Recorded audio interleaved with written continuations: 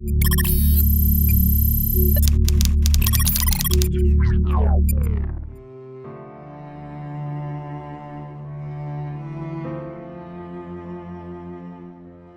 अहमद लिखते हैं कि एक दिन मैं नेकर पहनकर सिपारा पढ़ने मस्जिद चला गया।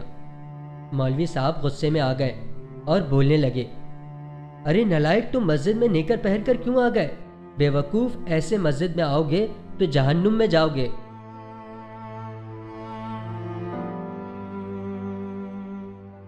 मैंने घर आकर माँ जी को बताया तो माँ जी बोली, पुत्र, मौलवी साहब गुस्से में होंगे जो उन्होंने ऐसा कह दिया।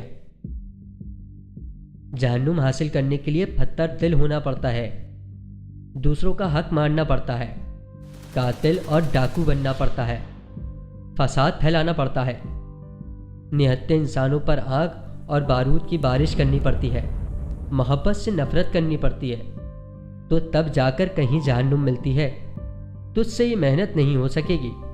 तू तो चुड़िया की मौत पर हफ्तों रोता है, तो तू इतना पत्थर दिल कैसे बन सकता है?